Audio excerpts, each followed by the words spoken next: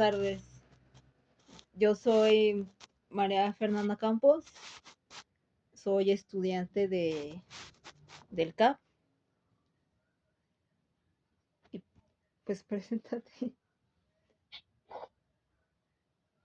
Preséntate, mamá. Yo soy Laura Ramírez Gómez, psicóloga clínica y estudié la maestría de neuropsicología, jubilada del Seguro Social. Soy Pues, también instructor en la CIE-10, en la Clasificación Internacional de Enfermedades y Trastornos Relacionados con la Salud, y representé al Estado de Jalisco ante la Organización Mundial de la Salud. pues bueno, ahora sí iniciemos con las preguntas. La primera es, ¿por qué decidiste estudiar psicología? Bueno, yo me crié en un ambiente del Seguro Social, toda mi familia fue trabajadora del IMSS. Y como nosotros nos llevaban con frecuencia al Seguro Social, pues yo practicaba desde niña con los médicos. Y me gustaba mucho cómo veía yo a los psiquiatras. Entonces, ya cuando estuve en la secundaria, que empecé a meterme en estudiar y a darme cuenta que era la psiquiatría, pues me impactó la sangre cuando empecé a ver heridas y pues decidí mejor no. ¿Por qué? Porque tenía que estudiar primero medicina para especializarme en psiquiatría. Entonces, practicando con los doctores de ahí del hospital, de la clínica donde trabajaban mis familiares, pues me comentaron que había una nueva carrera de psicología. Me explicaron de qué se trató y yo empecé a investigar. Y en secundaria, pues definitivamente yo ya sabía que quería ser psicólogo cuando tenía 16 años. Entonces, pues ahí empecé a investigar qué era, pues como todo mundo, que yo quería ayudar a la gente que estaba enferma y por eso decidí hacer mi solicitud en la Universidad de Guadalajara a la Facultad de Psicología. Afortunadamente logré entrar. Muy bien, gracias. La segunda pregunta es, habiendo tantas especialidades para escoger, ¿por qué decidiste tomar una maestría en neuropsicología? Bueno, yo tuve muchas oportunidades en el Seguro Social de estudiar diplomados, hice la especialidad de psicología clínica y estuve haciendo una residencia en el Hospital Psiquiátrico San Juan de Dios y yo veía a los pacientes enfermos. Entonces empecé a preguntarme, pues, qué pasaba con ellos en su cerebro, de qué manera influía el cerebro en su conducta y de qué manera influía la conducta en el cerebro. Entonces empecé a preguntar en el centro comunitario, precisamente a los médicos de ahí, a las psicólogas, acerca de mi cuestionamiento, de cómo influía, y pues me dijeron que lo más conveniente era que estuviera algo al respecto, ¿verdad? Y Sí. empecé a buscar y pues un día, como si nada, me salió en el periódico que estaban abriendo la maestría de neuropsicología y pues decidí entrar para conocer el cerebro y la conducta, su relación. Es por eso que decidí hacerlo y pues creo que fue una de las mejores decisiones.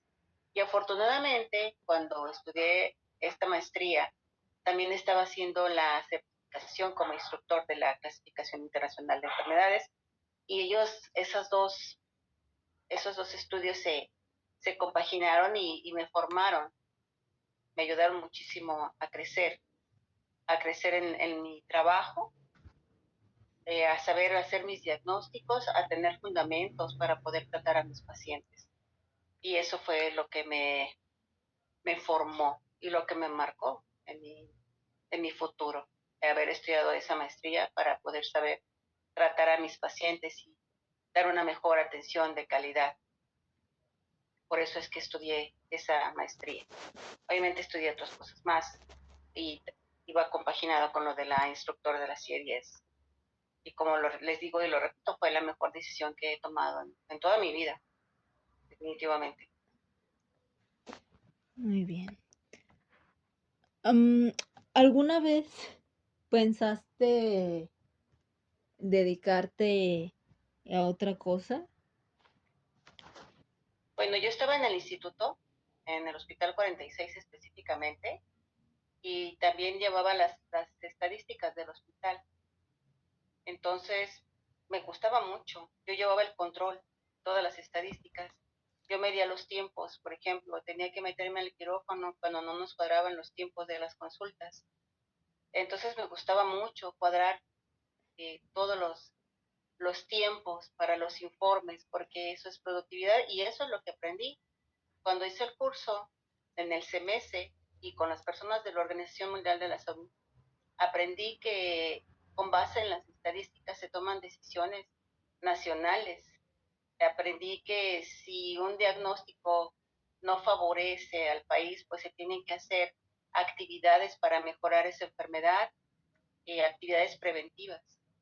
Entonces me gustaba mucho. De hecho, yo daba cursos de la CIE 10 en laboratorios PISA, daba cursos a hospitales, a médicos, a directores de los hospitales, para que ellos pudieran llevar sus estadísticas lo mejor posible y rescatar toda la información, porque con base a la información es como se dan los presupuestos. El SAT da los presupuestos a los hospitales, con base a las estadísticas, con base a los primeros motivos de enfermedad en los hospitales, a los principales motivos de mortalidad y morbilidad.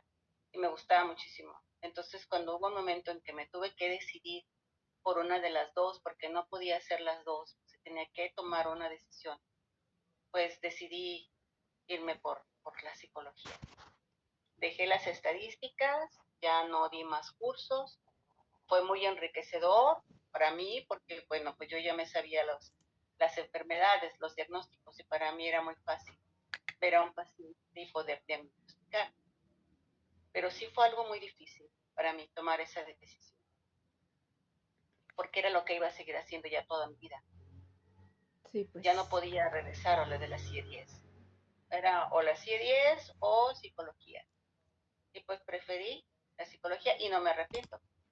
Creo que tomé una muy buena decisión porque he hecho muchas cosas. He logrado apoyar a mis pacientes.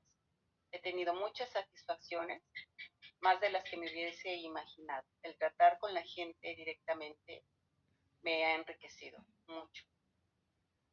Entonces, pues sí hubo un momento en que quise dejar, pero no claudiqué, seguí adelante. Y respecto a tus pacientes, ¿puedes hablarme de algún caso que te haya impactado mucho? Pues hubo muchos casos que me impactaron porque en la consulta vemos 15 pacientes diarios, de todo, o sea, de todo tipo de pacientes. En el Seguro Social vimos niños, ancianos, adolescentes, adultos, pero el que más me ha impresionado es el de una paciente, una femenina de 35 años, que pues le asesinaron a su hijo de la peor manera. Estuvimos trabajando con ella, psiquiatría, psicología, medicina interna, para poder ayudar a la paciente a que superara el estrés postraumático que sufrió por la pérdida de su hijo y la manera en que lo asesinaron. Fue un asesinato terrible, brutal, increíble. Se trabajó con la paciente, pero después un paramédico, la paciente ya había superado, un paramédico empezó a recordarle todo y la paciente volvió. Cayó, cayó la paciente. Había hecho brotes psicóticos pues, después del estrés postraumático.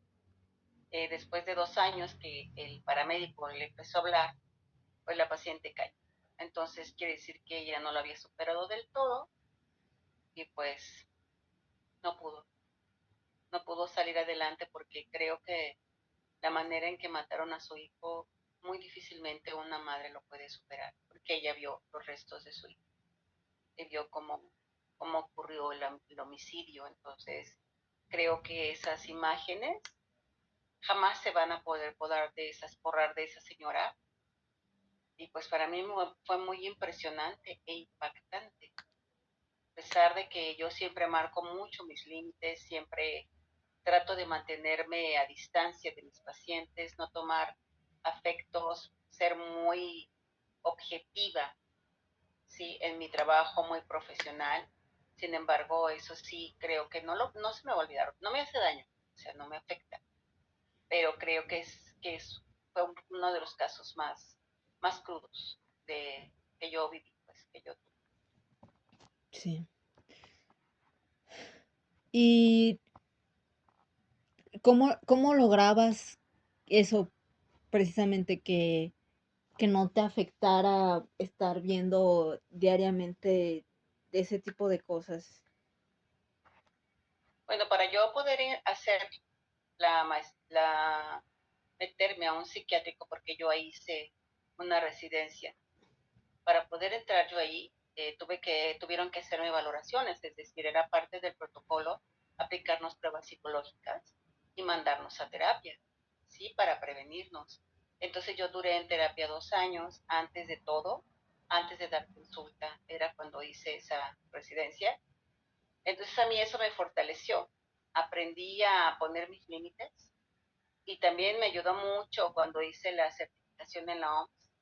Yo veía como la señora de Washington, la representante, era muy clara con sus límites, porque los límites deben de ser con todo, con los pacientes, con los clientes, los abogados deben de tener muy claros sus límites.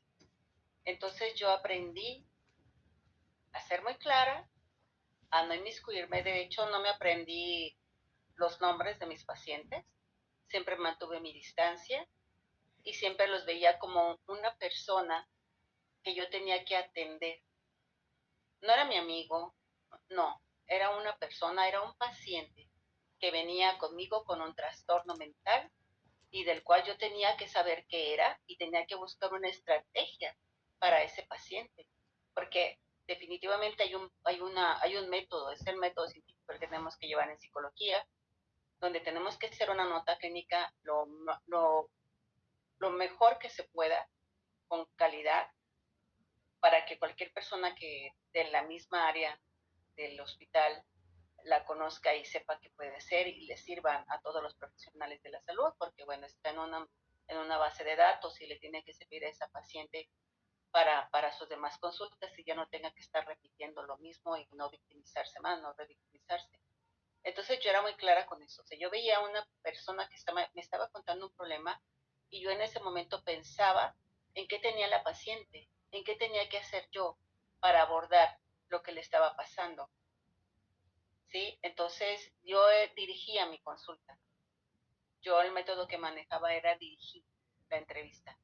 Entonces me desgastaba por la atención que tenía que poner, porque si mi capacidad atencional estaba al máximo, tenía que estar muy desarrollada para poder observar al paciente, para poder hacer la nota, mis funciones intelectuales tenían que estar muy bien, escribir la nota, pensar. Entonces, eso era fundamentalmente lo que a mí me ayudaba a no engancharme con el paciente, a no tener ningún afecto, el estar haciendo mis cosas de una manera científica, ¿sí? No emocional, científica. Lo repito, sí me desgasta, no soy un robot, sí me desgasta y sí me cansa. Eso es lo que me pasaba, que sí me cansaba mucho por el desgaste, por la energía que empleaba. Pero pues seguí adelante, o sea, hablaba con una amiga psicóloga, tenía mi catarsis, como cuando fue un pedófilo que empezó a decirme cómo es que agredía a sus víctimas. Ahí sí creo que fue una única vez en mis 32 años de servicio en el instituto, que sí logró un poco molestarme. Entonces ya cuando terminé con el paciente fui con una amiga pediatra y le platiqué porque compartíamos ella y yo, porque yo le mandaba pacientes y ella me mandaba pacientes.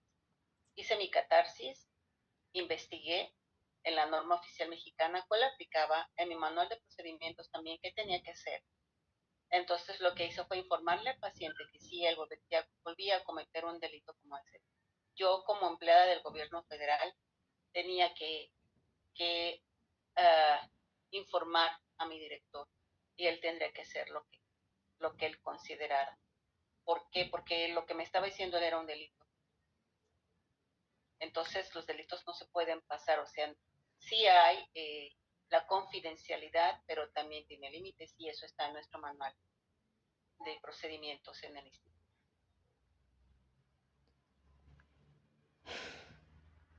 Gracias. ¿Sí? Sí. ¿Y alguna vez algún paciente te agredió? Ya sea de manera física o verbal. Afortunadamente en el instituto, bueno, voy a seguir porque parece que el micrófono de Marifer se apagó. Ay, Tenemos manuales de procedimiento, tenemos manuales de procedimiento para hasta cómo llenar la hoja de consulta, es decir, tenemos un formato para cada cosa, para enviar pacientes, para enviarlos ya sea a urgencias, a piso, a otro hospital, tenemos formato para todo. Eso es lo bueno que tenemos en el instituto. sí, perdón, es que me falló mi micrófono. Sí, no hay problema. ¿Y alguna vez algún paciente te llegó a agredir, ya sea de manera física o verbal? Bueno, definitivamente varios pacientes porque hay que tener en cuenta que son personas que tienen trastornos mentales y que muchas de ellas no controlan sus impulsos, y que algunos son muy agresivos, que sí tiene uno que tener mucha precaución. De hecho, mis compañeros que estaban en el consultorio de lado, recuerdo el cirujano pediatra, que una vez fue y me dijo, aquí estoy por si pasa algo. Ahí todos se dicen doctores, ¿sí? Y fue y me dijo, doctora, aquí estoy a la orden, cualquier cosa me tocas. Porque sí escuchaban que de repente los pacientes suben el volumen de su voz y gritan.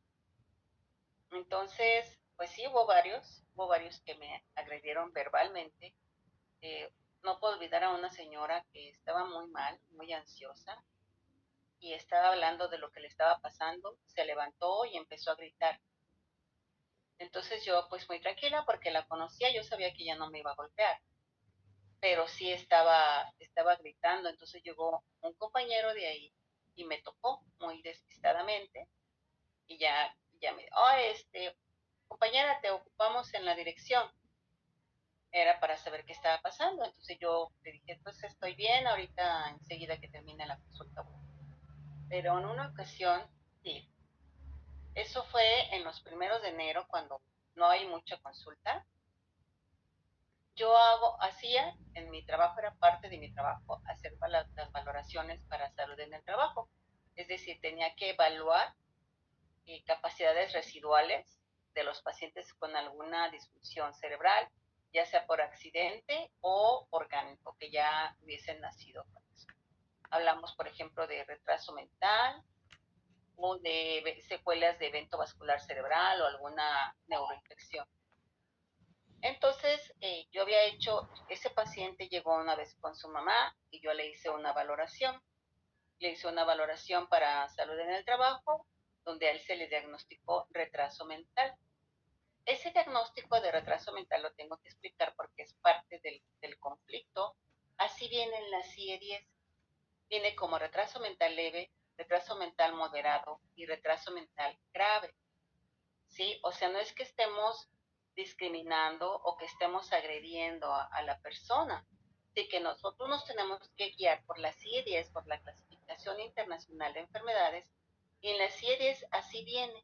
La CIE-11 ya salió, pero en el Sistema Nacional de Salud todavía no está implementada, es decir, nuestras bases de datos tienen los diagnósticos de la CIE. Bueno, entonces esta señora llega con su hijo como de 1,90, con 20 años, con un diagnóstico de retraso mental leve. Entonces ella llega y me empieza a reclamar, me dice que por qué yo no he ayudado a su hijo a que aprenda a leer y escribir, que por qué yo no he hecho que su hijo trabaje, cuando la señora dejó de ir 2 años, o sea, hacía 2 años antes que se le había hecho tu diagnóstico, y la señora faltaba con frecuencia. Pero aparte no era mi trabajo buscarle un trabajo precisamente o enseñarlo a leer y escribir, ¿sí? Entonces ella me estaba reclamando. Entonces yo le dije, ok señora, pero recuerda que su hijo tiene un diagnóstico de retraso mental. La señora se enfureció, me dijo que yo le estaba diciendo retrasado mental a su hijo, que le estaba quitando el derecho de estudiar, el derecho de trabajar, cuando la señora había aceptado el dictamen porque se le hizo un dictamen para pensión, es decir, que él iba a tener derecho a pensión toda su vida hasta que falleciera, independientemente de que sus papás tuvieran seguro social o no, él, si él de por vida tiene derecho a seguro social por la valoración que se le hizo. Entonces la señora estaba muy molesta, o sea, en ese momento que se le hizo el diagnóstico no. Hasta ese día que fue conmigo, la señora empezó a gritonear. Se levantaron los dos eran muy altos, la señora también. Y empezaron a gritonearme, ¿sí? No había nadie, no me podía salir porque estaban gritando y estaban amedrentándome. Entonces la señora me amenazó y me dijo que me iba a quitar mi cédula profesional, que ya se iba a encargar que me corrieran del seguro social, que yo no era una persona profesional, bueno, y cosas peores. Entonces la señora se sale y se sale el muchacho detrás y yo por precaución iba a cerrar la puerta y él mete el pie y me avienta y la señora dice, o sea que me está cerrando la puerta, o sea, fue algo muy violento, me avienta el muchacho la puerta, entonces se mete y me avienta la silla. Entonces en este evento, pues imagínense, un muchacho como de 1,90 y me avienta, pues me lesionó el cuello. Y se salieron rapidísimo, entonces yo salí muy asustada, porque pues, yo estoy enferma, tengo insuficiencia respiratoria, y no había nadie, porque les digo, era enero, entonces ya salí, y bueno, se hizo el protocolo, que era urgencias, hacer mi formato para accidente de trabajo, pues la señora sí me denunció ante el Seguro Social. Ella quería, estaba tan molesta que ella me quería quitar mi trabajo. Me citaron en la delegación, yo fui y me presenté, obviamente, pues yo tengo clasificación internacional de enfermedades, expliqué toda la situación y ellos ya vieron que pues era una situación con la señora. De hecho, estuve investigando y la señora pues tenía un problema psiquiátrico. Entonces ellos me dijeron que como ella me agredió porque tenía yo mi accidente de trabajo, o sea, yo había ido, me tomaron radiografía y bueno, salió, me dijeron que yo podía levantarle pues un escrito para que le quitaran el derecho al seguro social. Obviamente no lo hice. ¿Por qué? Porque la señora necesitaba su seguro social para atenderse y atender a su hijo, porque el hijo estaba medicado. Entonces esa vez sí me asusté, nunca me había asustado, ni cuando hizo la residencia en el psiquiátrico San Juan de Dios, donde están los pacientes más graves. No, esa vez sí, por la actitud de esas personas. Entonces, bueno, pues sí, fue una experiencia muy desagradable.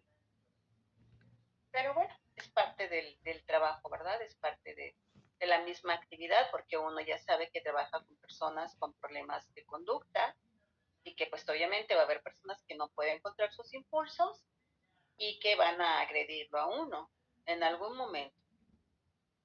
Porque también en una ocasión a una psiquiatra la golpearon, han llegado pacientes a urgencias y han golpeado a las asistentes, pacientes psiquiátricos. Entonces uno ya sabe que está en una institución de salud donde puede ocurrir cualquier cosa. Eso obviamente no le va a quitar a uno las ganas de seguir trabajando. Sí, pues, sí, pues sí. Y una última pregunta. Tú mencionaste que tienes que seguir un protocolo porque pues no podías denunciar directamente al señor pedófilo, pero ¿nunca te llegó a dar impotencia el no poder denunciar a las personas? No, porque yo tengo muy límites muy marcados, o sea, yo tengo que hacer lo que tengo que hacer, yo tengo que hacer la parte que me toca. Y la parte que me toca era informar a mi director lo que estaba pasando. Eso es lo que yo debo de hacer un escrito, obviamente, formal, donde explico la situación y tengo que mencionar la norma oficial mexicana con la que me estoy respaldando y el hablar del manual de procedimientos específicamente citar donde dice lo que yo tengo que hacer. En mi manual de procedimientos dice que yo debo de derivar a las personas encargadas de la unidad para que ellos hagan lo que sigue. Entonces yo tengo que citar eso en mi escrito y tengo que narrar los hechos. Debo de decir día, toda la fecha, la hora y decir lo que pasó. Es decir, llega paciente que me dice y copio lo que está en la nota médica y lo pego y eso le explico al médico, esto para lo que derive, es para su información. O sea, yo no le digo denuncia a la policía, no. Yo tengo que ser muy objetiva y hacer solo lo que me indica mi manual. Yo no me tengo que salir de mi manual de procedimientos, porque si yo me salgo del manual de procedimientos, a mí me pueden sancionar. Para eso es el manual, para hacer las cosas como se dicen ahí. Si a mí me dice el manual que debo de derivar a una institución, yo primero le informo a mi director porque él es el encargado de la unidad. Él va a decidir qué se hace. Yo no voy a llamar a la policía, yo no voy a hacer nada. Yo solo le voy a informar a mi director. Y él hará lo que él le corresponda porque él también tiene un manual de procedimiento. Y él sabrá, en una ocasión yo le mencioné a mi director lo que estaba pasando de un niño que había sido violado por su hermano y el director pues llamó a la policía. Él llamó a la policía y pues la policía estuvo ahí, me tomaron mi declaración del subdirector y ya, pero yo no es mi función. No entra en mis funciones hablar a ninguna instancia fuera del instituto. Y no me da impotencia, o sea, yo soy muy clara con mis líneas. Yo no me voy a quedar con cosas que no son mías, nunca me quedé con nada que no fuera mío. Yo siempre hice la parte que me tocaba, eso siempre. Por eso no me afecté, porque siempre hice lo que debería de hacer. Porque si no lo hubiese hecho también estaba mal, pero siempre hice la parte que me... Muy bien. Muchas gracias. ¿Algo más que quisieras agregar? Bueno, creo que considero que es muy importante, esto es para los psicólogos y creo que también para otras carreras, que no se puede uno quedar nada más en la licenciatura, sino que tiene que tomar especialidades, maestrías y si se puede doctorados. ¿Por qué? Porque el trabajo que uno hace es muy importante para el crecimiento personal y para las demás personas con las que uno trabaja, ¿sí? Es decir, yo no me hubiese preparado y estudiado todo lo que estudié y todo lo que hice, quizás no hubiera salido tan sana porque eso me dio a mí herramientas para no engancharme, para no tomar las cosas personales, ¿sí? Porque yo sabía que un paciente actuaba de una manera u otra por el cerebro. No era que fuera mala persona o que el diablo, no, era por su cerebro, que ya sea que tuviera una disfunción por alguna enfermedad o por eventos adversos en su vida. Entonces, considero que lo más importante es prepararse muy bien para lo que tiene uno que hacer, aprender de los maestros, ver si ese maestro me está dando algo, aprenderlo, no criticarlo, si se me sirve bueno y si no, pues yo creo que todos los maestros dicen algo que sirva, algo que funcione y eso es lo que uno debe de tomar en cuenta, no lo malo no, lo bueno. Yo fui maestra en la universidad, en dos universidades que no voy a mencionar, trabajé 2 años pero no me gustó ese tipo de docencia, o sea, yo preferí trabajar mejor con médicos ya titulados, con especialidad, con directores, porque es otro nivel de percepción, precisamente por eso hablo de la información, de que debe uno de aprender muchas cosas, porque el nivel de percepción cambia. El tener un acervo cultural y un acervo científico cambia la percepción del mundo y lo hace uno más fuerte, porque el conocimiento es poder. Entonces yo sugiero que estudien mucho, que sean abiertos, que tomen aquí y allá, al final ustedes van a hacer una síntesis de lo que les funciona o no les funciona. Y porque en este momento es cuando están aprendiendo y no deben de criticar, pues, sino aprender y ya al final cuando hayan terminado su carrera y estén haciendo una especialidad, van a sintetizar el conocimiento y van a elegir lo que quieren hacer. Entonces yo sugiero eso. Muchas, muchas gracias por todas las respuestas. De nada, para servir.